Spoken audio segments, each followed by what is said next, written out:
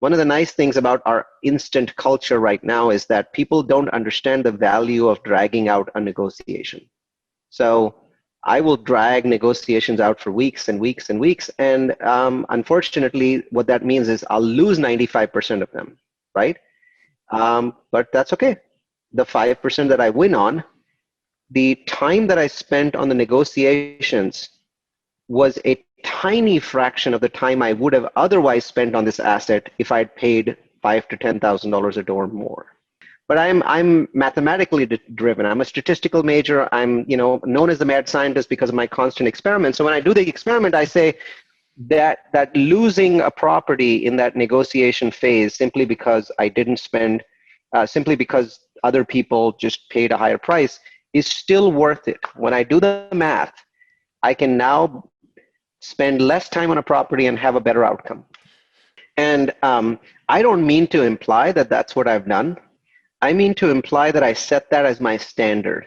And sometimes I fail and sometimes I succeed. There's no implications here that I am, steadfast in that.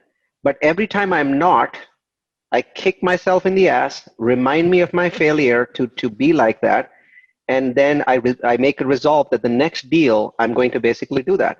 So if 2/3 of the time you succeed in those kinds of things, it makes an enormous difference. And remember, it's not just when you buy, it's about what is this property worth to you compared to other people. Let me give you an example, because sometimes people are like $10,000 a door, he's just bullshitting, right?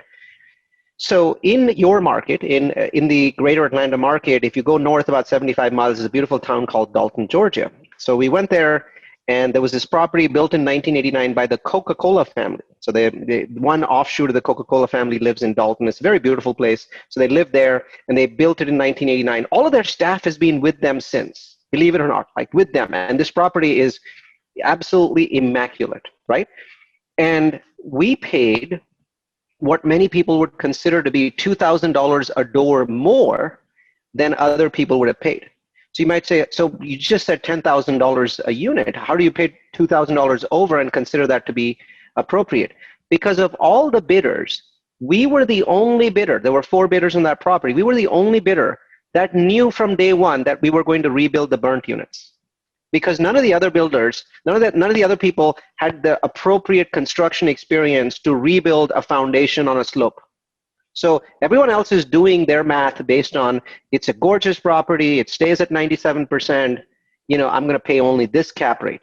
And I'm thinking, no, it's a 151 unit property that I'm going to build 20 units in, and here's my timeline for building them, and I'm going to build that into my pro forma. And that's exactly what happened. So we haven't yet crossed 2 years of the property.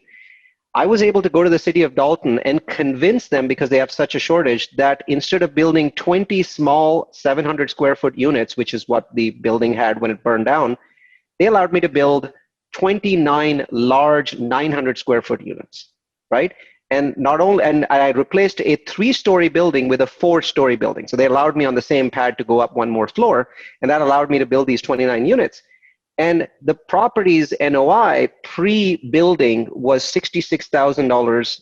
And we started at about $59K a month in NOI, and we went to 66, right? Which is pretty good, which is pretty decent, right? Something you have to feel proud about. And you might say, well, that's only 7,000. Yeah, but that's 7,000 a month. That's 84,000 a year. At 6 cap, you multiply that by 16. We've already banked a little over $1 million in equity, right? That's how multifamily works. But that was nothing. Here's what the property's NOI has gone up to with these new units, right?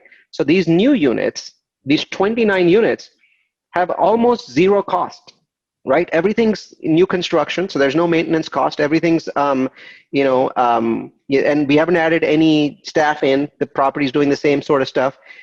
We've added $25,000 in monthly NOI net.